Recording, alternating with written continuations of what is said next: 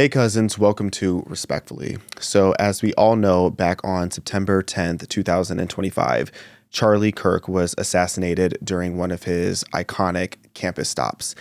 And I really needed to take a break before I could speak on this. I feel like I've really gone through, like many of us, the several stages of grief where one day I'm super sad, one day I'm angry, one day I'm confused. It's like at this point, I don't really know. I just know that I am determined to keep Charlie Kirk's legacy alive to the best of my abilities, as I know every single person that loved and supported Charlie is ready to do.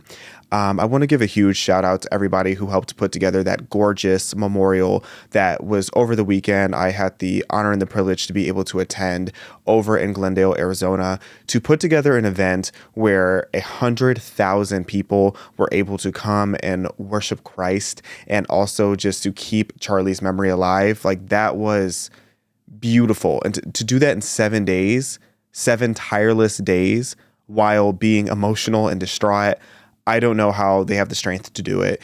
And, shout out especially even to my personal friend, Dylan Erickson. He just sent a Snapchat. He's on the road again, continuing Charlie's campus tour, and they're just not missing a beat, under the leadership now of Mrs. Erica Kirk, the beloved widow of Charlie Kirk.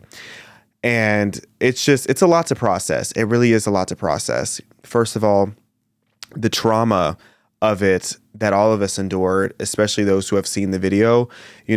How I found out, I basically heard that Charlie was hurt and that he got hit in the neck, which I thought was going to be like a punch or a BB gun or something.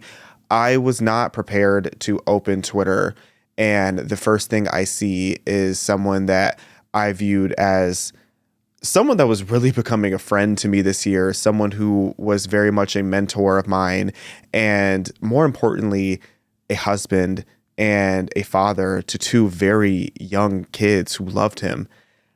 To see the bloodshed in such a gruesome way was just something I wasn't prepared for. I was actually on a plane when I saw it, and the second I saw what happened, I screamed at the top of my lungs on this plane. And then to make it even worse, a couple minutes later, I hear somebody else on the plane viewing it and just starts hysterically laughing and making a whole spectacle about how cool he thought it was that Charlie was assassinated. And accordingly, I stood up and I couldn't even say words, because anything I could have or would have said and wanted to say would have put me on a no-fly list. So I just mugged the person. And then I feel like at that moment, they realized that they had lost their humanity, which I feel like way more people need to have that realization that if this is something you celebrate, whether it was someone on the left, the right, the far left, or the far right, to celebrate that in America is inhumane. Dare I say, it actually is humane. It just shows how evil humans are willing to be when they aren't led by something that creates a sense of purpose and value and virtue in them, such as religion, such as Christ. But I can't lie, it was really painful again to see that people were that evil, and then also to think like, wow, like I'm somebody that feels like I want to follow in Charlie Kirk's footsteps in so many ways. It's like the realization too that if something were to happen to myself or one of my friends, God forbid, there would be celebration online from the left. Again, a sentiment that I never could imagine having for anyone on the left, and that when I was on the left, I never would have had for someone on the right. So it's really frightening. It's really frightening. And then to continuously see the footage and the reactions and the crazy things that people were posting, I really just needed a break from social media, which I encourage more people to do. When you feel like social media is draining at your soul and at your spirit, it's your time to take a break. And I was on my way to Italy for a wedding and for a mini vacation, and it was the perfect place for me to be, to turn my phone off, to decompress, to reflect, and remember how important it is to keep going and to keep fighting and keep living on, even when there's evil in the world. I do want to say I'm very much against censorship, and I'm very grateful that on platforms like X, we're able to see the reality of what happens with a lot of these horrendous situations, like such as I just said a couple weeks ago with the Ukrainian that was brutally murdered on a train, Irina Zaretska. I was just saying how if it wasn't for Elon Musk, we would not have known how gruesome this murder was. So it is important for us to be aware of the reality of what's going on. But my goodness, have some decency. The amount of people I saw continuously posting that clip like it's a highlight reel. Then I see people making it into memes. And I even see right-wing creators having the video up and then them staring inquisitively at the camera as they react to it. Have some class. That is disgusting. I had a reporter reach out to me and ask if I think the video should be banned. I don't think that it should be banned because that's a slippery slope, but good Lord, have some decency. Nobody wants to go on the internet and see that. And the more we continue to see horrendous things like that, the more we become desensitized as a society. And I just don't think anyone should have to see that, again, especially of a friend, a mentor, a family member. But even if you had no idea who Charlie Kirk was, to see a clip like that, it's just very, very unsettling. And it's sad that so many people decided to exploit the situation for various reasons. You had immediate chaos even come before I even get to the left, because you know that's going to be a conversation. And another thing that's going to be a conversation is this whole Hamptons debacle. If you've seen that, I'm going to save that for the end of the episode because I really want this to be about Charlie's legacy and the great things that he's done that I can't even begin to quantify. It's like the more I learn about his background and how he got to where he was, it's crazy to me that that was a 31-year-old man who accomplished as much as he did. But, you know, there's so many people on the right and right-wing creators who, one, were exploiting the murder, just making reaction after reaction after reaction video. If it wasn't to the murder itself, it was to the horrible things that the left was saying. And I don't know why people on the right are acting surprised that the left was being evil. Like, yes, it was awful. And yes, the things that people are saying is awful, but we knew that they were like this already. This is not new. It might have taken it to a new degree, but who's shocked? If you're shocked, you haven't been paying attention. Then this immediate chaos of people trying to make this about Israel again. It's like, for the love of God, can y'all point at something that isn't Israel? There are so many situations where it is clearly Islam, China, you, the left, the right. It is clearly somebody else. And y'all have to blame Israel. Y'all have to connect Israel to everything. It's getting disgusting. Okay? You look insane. And anybody that's watching this, you pretty much, you know who I'm talking about. Or you've seen people. I'm talking about a lot of people, mind you. This isn't about one person. I'm talking about a lot of people who are trying to turn this into some conspiracy. And all you're doing is you're getting in the way of the actual investigation. Take a seat. Okay? For once. I'm not saying to stop asking questions, but ask smart ones. Stop being an idiot trying to pin this on a trip to the Hamptons. But again, we'll get to that later. But I am shocked by how insane this aftermath has been from the right and the way that so many people have become divisive so quickly. We had about 3 days of kumbaya until the right just started attacking itself. And then you have the left, who, again, I don't even want to fixate on that too much. I have completely just scrolled by. I've seen the memes. I've seen the videos. It seems to get more disgusting and creative every day, but I refuse to allow that to be my memory of Charlie Kirk as I'm sitting here grieving. I have way too much respect for who Charlie Kirk was, who he still is to this day, and what he means to all of us as Americans and to Western society and the free world. I have way too much respect for him to even sit and entertain the disgusting things that the left have to say. And again, I understand why creators, rent is due. So I get it why so many of you are constantly reacting to the things that the left is saying, but why give it air? Why give it air?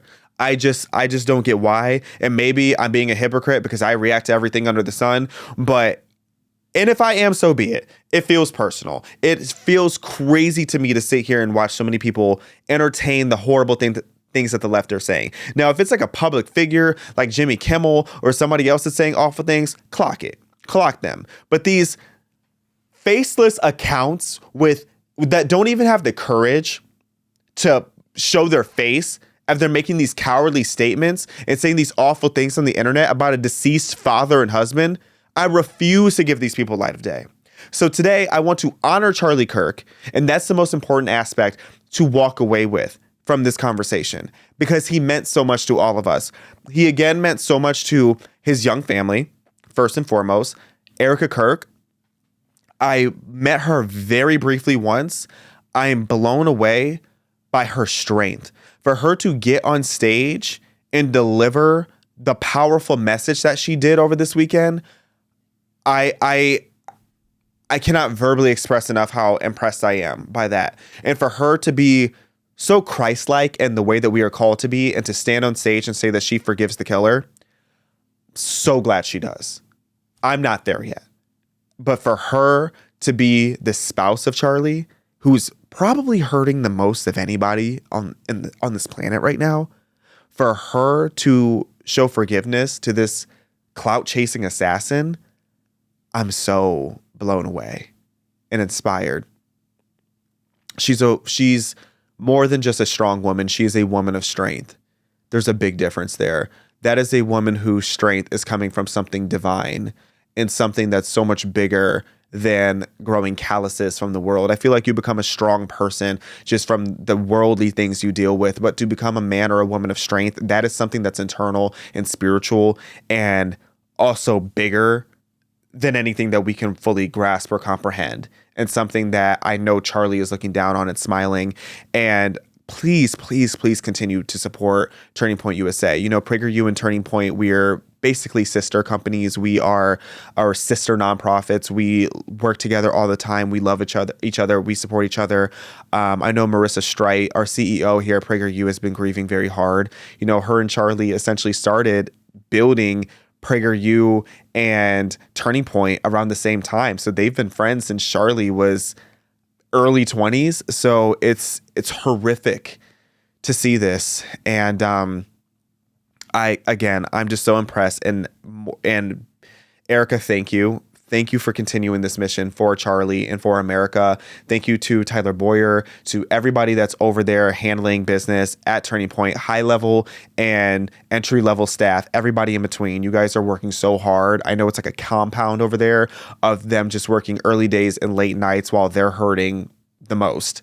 So it's so impressive to see, but that's the type of people that Charlie Kirk surrounded himself by. He surrounded himself by people that were so passionate about fighting for this country and saving generations and pursuing truth and bringing more people to faith. Turning Point Faith, I didn't even realize how big that organization had gotten until the last couple of weeks, and realizing how many thousands of pastors they're bringing on board. And shout out to every university and high school that is now interested in having a new Turning Point chapter. I heard that there were over 50,000 inquiries that came in just days after Charlie's assassination.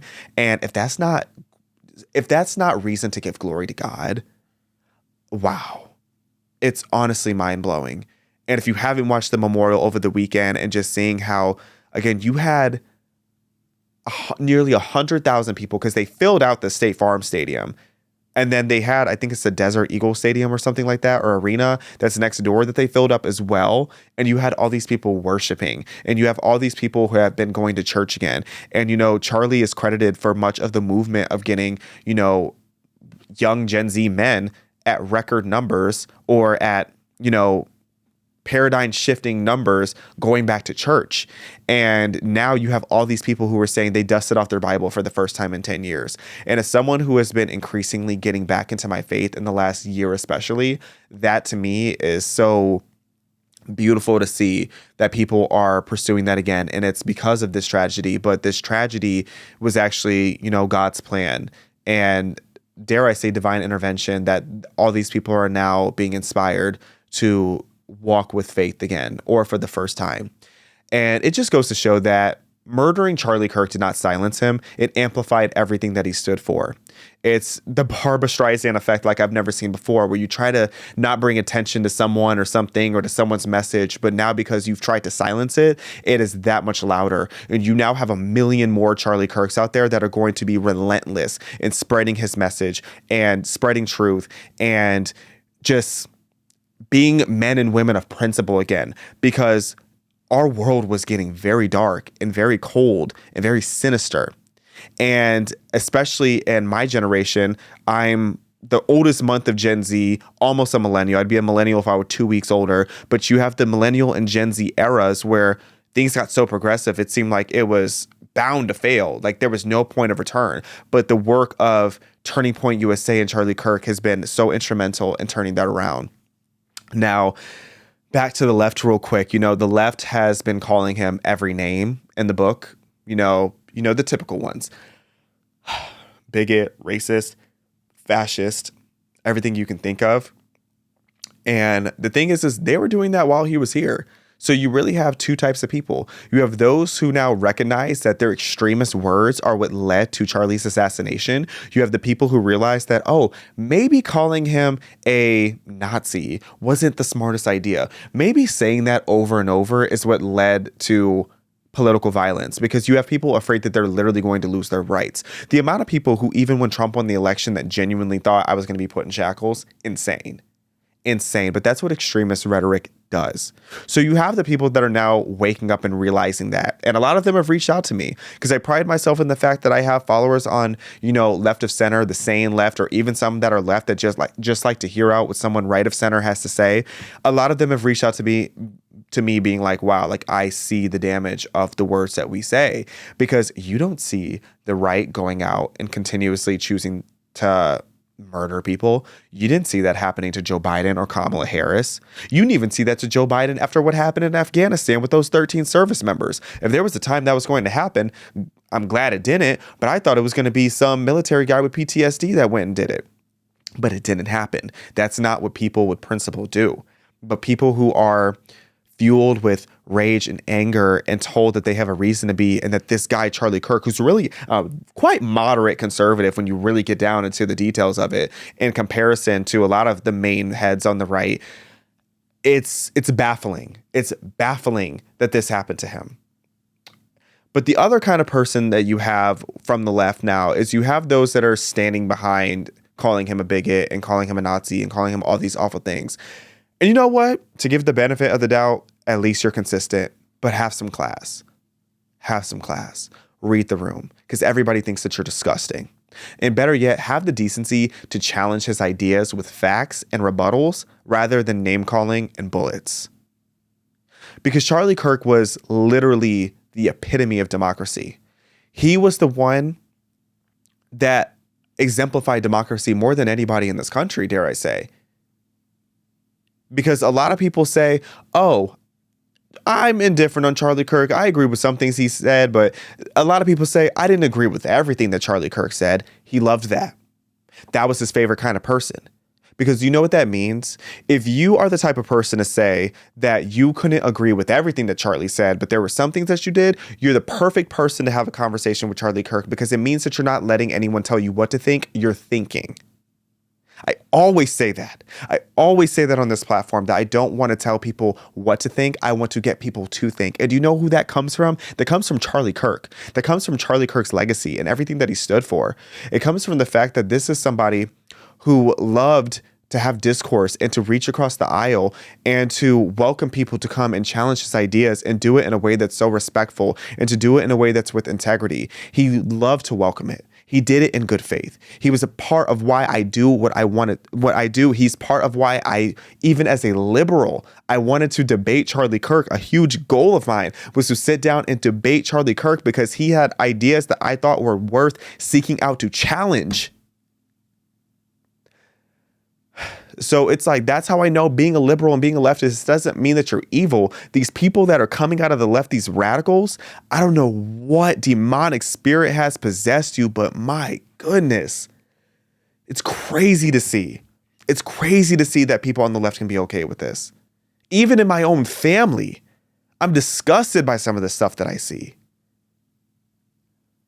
To think that it's okay to celebrate the murder of this young 31-year-old man because he says that he doesn't want black people to view ourselves as victims, because he doesn't think that your sex life should give you any kind of special treatment.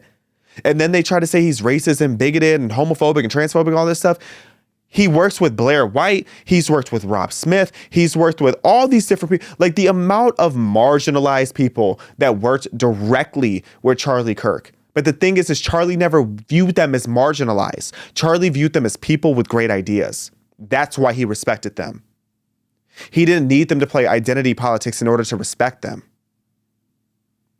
I've had so many people reach out to me and be like, people who are from my past who didn't know what I was doing with my life until they saw the picture with Charlie Kirk apparently and reached out to me. They're like, you knew Charlie? You were cool with Charlie? Like, isn't Charlie racist? No. Every single time I interacted with Charlie, he did nothing more than empower me and make me feel that much more like I was doing exactly what it is that I needed to do. And to hear that from someone that I truly looked up to as a mentor, who, again, I had my fair share of things I disagreed with Charlie, and that's why I respected him. Because I knew that if I sat there and had the opportunity to, one of the shows I dreamt of going on was the Charlie Kirk show, and I knew it was getting closer and closer to happening. I was waiting for my next big project to finally, that I was going to announce to finally go on his show and have a full conversation with him because we've been in touch so much more this year. I was so excited for that because there were things I disagreed with him on. But I respected him because he, again, is the person who saved my generation from complete and utter demoralization. Progressivism was beating young people into the ground until Charlie Kirk and Turning Point USA until these campus tours. He built an entire movement that brought people closer to faith and introduced people to a way of thinking that bettered every aspect of their lives. Now, as far as my personal relationship with Charlie, again, he was one of the key people that was why I do what it is that I do. And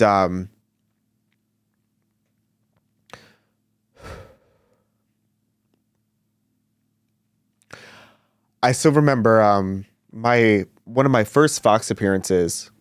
Let me play this to make me laugh before I start breaking down in here.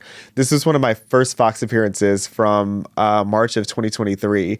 And I remember when I said this, and you can hear how nervous I was because it was one of my first appearances. And I remember when I learned that I was going to be not only just on Ingram Angle, but the fact that I was going to be on there with the legendary Charlie Kirk. I was so excited, but so anxious.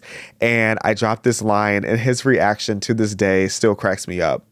If you look at what diversity, equity, and inclusion actually is, it's just a fancy way to say anti-white. And if things don't change and people keep getting kicked out of multicultural centers or stop from getting jobs just because of their skin color, then white people are going to have to start their own civil rights movement because things have gotten way too woke and just toxic. The way he's just like, wow, I had Charlie gagged. That is still one of my favorite moments. And how it's truly one of my favorite moments. It's so crazy. I actually posted that clip on Twitter. I reposted it the day of Charlie's assassination, just hours before the news, because I was reflecting on that. And because truly, it's one of my favorite moments from my career, even as nervous as I sound. I was honored to be on there with him. It was so cool. And even recently, just a couple months ago, Charlie reached out because he was hosting Fox and Friends. And I got up at like 3:30 a.m. to do that news hit because Charlie specifically asked for me to be on there because I respected him that much. And he was someone that I was working more and more to be under his wing. I met him in person for the first time, actually, at a Mar-a-Lago gala that PragerU hosted last December. And I have this picture with our PR, Sabrina, and it's me actually in the background. Can we pull that up? I would post a selfie we took, but I look a mess in it. This one to me is so funny. It's little moments like this that you don't realize how special they are until later on in life. Yeah, it was so cool to meet him. And the second I met him, I was so shocked that he actually knew who I was and that he remembered me. Because at that point, we had only had this was a year ago. We had only had one direct interaction at that point. And he came up to me and told me that he loves the work I was doing. And he was so excited to hear me speak. And I was just like, really? Like, you know who little old me is? And that was just such a cool moment. It was so cool to meet him. And again, it's like, this is why I need to start taking more pictures and just saving every little B-roll photo because you never know how meaningful goofy little moments like this will end up being later on in life. Something I was really excited to continue doing this semester was going on the campus tour. Just the Saturday before Charlie's assassination, I met with a good friend of mine that's a close member on Charlie's team, and we were talking about the possibility of, I was going to do it, but we were talking about just like the logistics of me going and having essentially a mini campus tour with Charlie, where I would go and attend and promote his events like I did a few months ago, where we had our viral moment together, talking about mass incarceration. And I was going to do like speaking engagements and everything, which I still may do. But I was so excited to be able to go to the campus tour, because I'm telling you, if you did not have the chance to go to one of Charlie's campus debate tours, oh my goodness, you missed an era. You just had to be there. You really had to be there. Yeah, this is like a little clip from when I was there. I was screaming, Charlie's in the building. I was so hyped just to be a part of this. I was so privileged when I got the call saying that Charlie wanted me to be there and to work the crowd and everything. Oh, wait, this is not the version of the clip I meant to send, but we can keep it because it's still funny. Oh my gosh. I had a different version of it that I actually posted where it was like everybody like running around, but that one's funny too, so keep it for the plot. Charlie's in the building! Walk with me!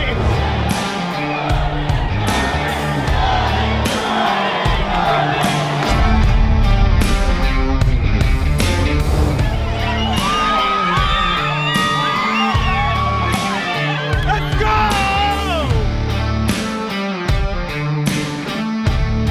I'll walk with you. Any day.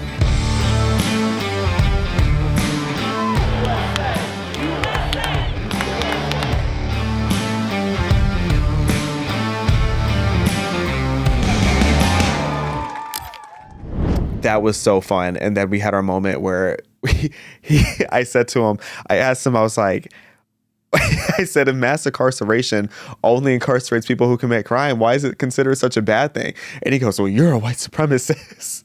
And it was funny because a lot of the people in the crowd knew who I was. So they were like yelling at me like in a good way. And the people who didn't know thought I was going to be some deranged liberal.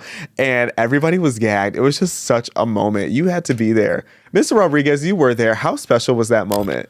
It was a beautiful time. It really was. I remember being there and just how excited I was just to accompany you. I knew it was such an honor. And just to see the people line up together to attend this event, to see the excitement around this event, to see so many young people coming out with their MAGA hats, coming out with their merch, just in support, I knew something special was happening. And to be there in person is completely different than to view it on socials and see the hype around it. But when you're there, you can feel it in the air. And I definitely knew that this was going to be a moment where I was going to be able to be a part of history for literally a turning point. Yeah. And being with you, and, you know, I remember when we arrived, you know, us kind of cutting through the big crowd there, and when we were in the pit and just looking around and seeing how excited everyone was in anticipation, waiting for Charlie. And it was so cool, and how Charlie included, you know, many influencers, up and comers, to be a part of the event and to contribute as well. It was so beautiful to see that. I was just like, wow, look at all this unity here. Look at all this unity. Even amidst the discourse, there was unity. Yeah. I loved every second of it. The excitement, it was palpable. And especially when he stepped into the pit. And I forget what song was playing. I think it was Guns N' Roses. It was Welcome to the Jungle. Yeah. It was totally like so WWE. And everyone lost their stuff. And I think just being in such close proximity with him, to him, seeing how he genuinely cared for everyone, seeing how he had accountability to, not only did he have his friends there, he had pastors there. He had his pastor there, Rob McCoy. He had another pastor, James Cadiz, to his right. And there would be at times when he would look over to them in acknowledgement and nod his head when he would be answering certain questions. I think that, you know, because he got a lot of biblical questions. But all I will say, it was so special to be there, because little did you and I know that shortly, months to come, this terrible thing would happen, this horrific assassination. And so I'm so honored to have gone there with you, because I can certainly tell you, man, it was so meaningful to be there and capture that with you. And I had such a blast. You had to be there. You really did. You really did. You really had to be there. Truly an iconic era that will continue And that's something that Turning Point USA is being very clear about, and I want to be very clear about as well, is the campus tour will continue. There's so many young voices that are stepping up and wanting to continue the discourse and the democracy and welcoming and challenging discussion over on college campuses. And that's exactly what needs to happen. That's exactly what we need to see is, it's more discourse. We need to not be afraid to use our voices and to have conversations, but it needs to be without violence. Political violence is not the answer. I actually had some respect for some of the left-wing commentators that I've been very critical of, like even Dean Withers had like a whole meltdown on TikTok about the situation because he found out while on live that Charlie had passed, and people were making fun of him, but it's like, no. Dean Withers, as much as I don't like what he stands for, and I find him extremely annoying, I would never want something to happen to him. And what I do respect about Dean is no matter who you are, Dean will sit there and have a debate with you. He'll have a discussion with you. He's more than happy to. So he is someone that, although I disagree with him a lot, I know that he champions democracy. So the people that were mocking him are being like, and condemning him and being like, it's your rhetoric, I get it. But at least he's showing humanity. So back off of people like him. Back off of people like Harry Sisson. Because, again, at least they condemned it. Just like they condemned when Trump was shot. So, or at least I know Harry did. I don't know what Dean said about Trump getting shot. So, yeah, chill out. And I'd be lying to you guys if I said that this didn't temporarily put a lot of fear into me.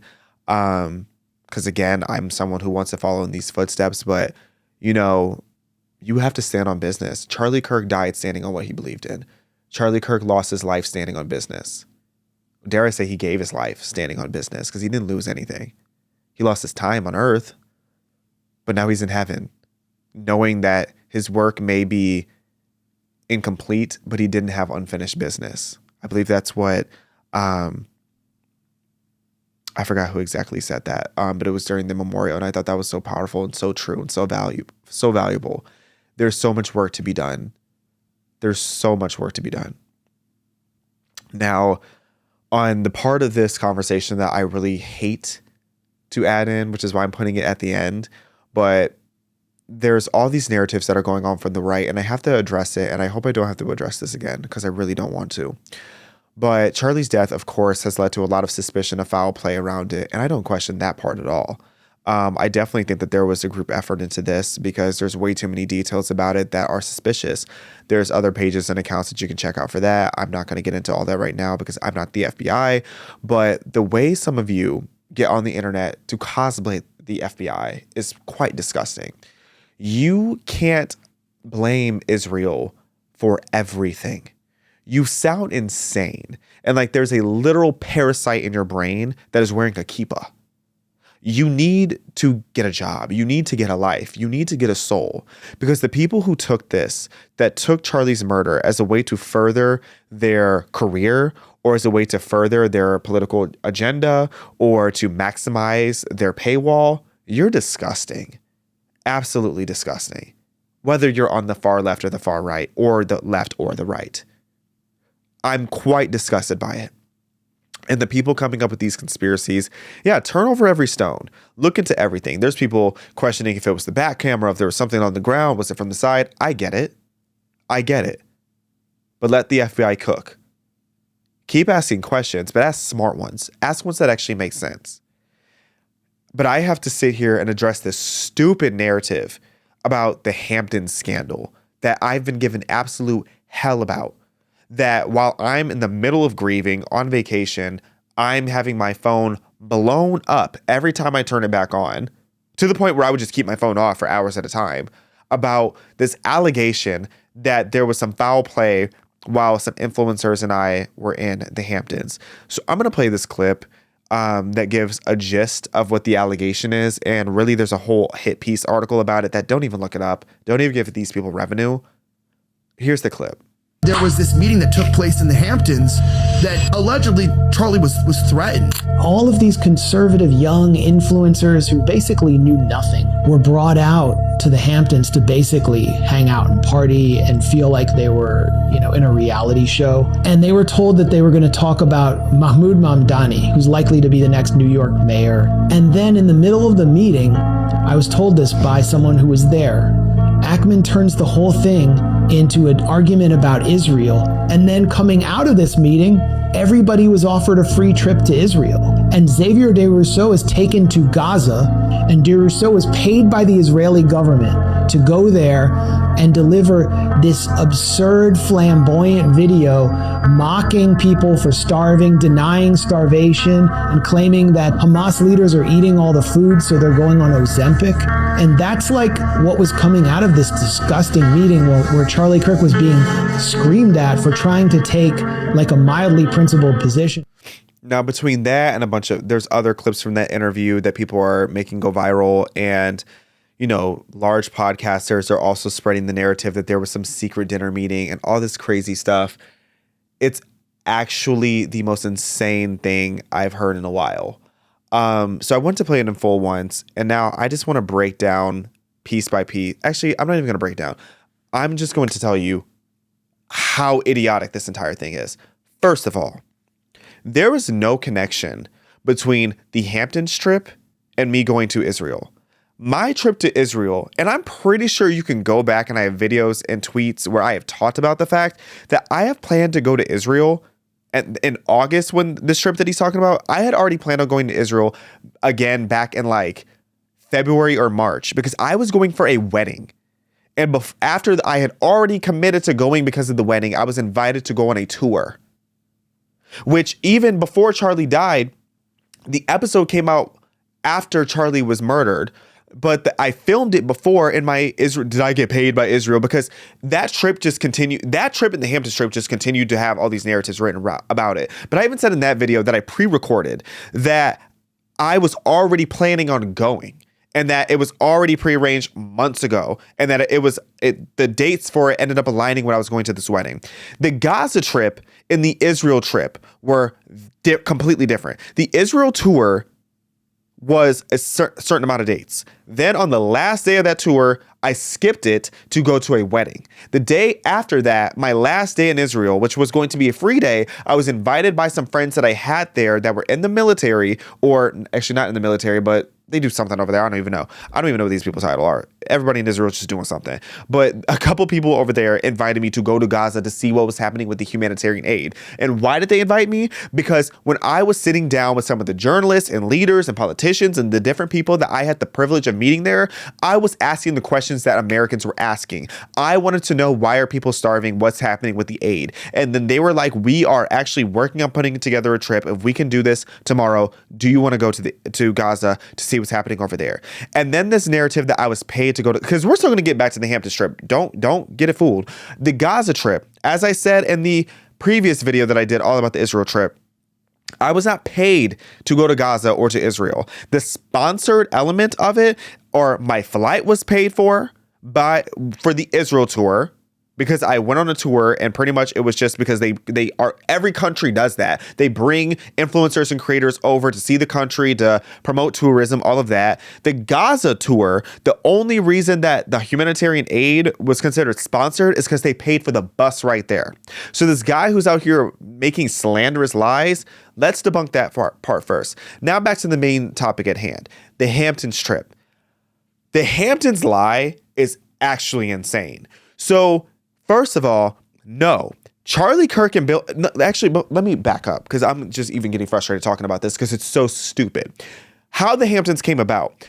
In July, I was hit up by Turning Point staff that said, hey, we are thinking to put together a couple dozen influencers. We want to see if you would be interested in going. What it was about was Charlie Kirk, who, as I've said many, many times, wanted to help rise up some of the up and coming creators and the people that could potentially start doing campus tours. Some of the people that he thought had the it factor. Some of the people who he thought could start working with Turning Point in new capacities or doing their own. He wanted to create a bunch of different Charlies so that he didn't have to be the only one doing these campus tours, because he knew how impactful it was. So he invited myself and about, I saw somewhere 35. I thought it was like 25, somewhere around 30. He invited a bunch of creators out there, and we went there, and we had a range of topics. It was called Save the West. Bill Ackman was the surprise guest, and Bill Ackman, I believe, funded it. That was never confirmed for me, but I believe he funded it. I assume he did. But Bill Ackman was the surprise guest. If you don't know who Bill Ackman is, he's a multi-billionaire. I think he's worth at least $10 billion. He's a big hedge fund guy who's very vocal about Israel and politics and conservative values. Has like 1.8 million on Twitter. He's a well-known name in many different sectors. So we got to sit down with him. What we were doing there was workshopping our debating skills. We were not there just to talk about Israel. We talked about Israel. We talked about Islam. Yes, we talked a lot about Mamdani. We talked a lot about economy. We talked about dating. We talked about abortion. We talked about marriage. We talked about immigration. We talked about all these different things, and how each of them started was Charlie, who is the pinnacle of the political content creator world, literally arguably the biggest one in the world. If he wasn't before, he is now. He would say something provocative.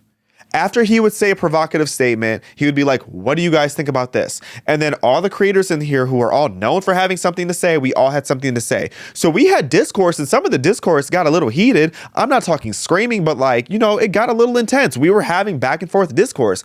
But after each topic, we're just like, oh, okay, cool. This is what we do. We debate. We converse. We have discourse. After that, we had dinner at night, and we were all laughing and drinking wine and having a good time.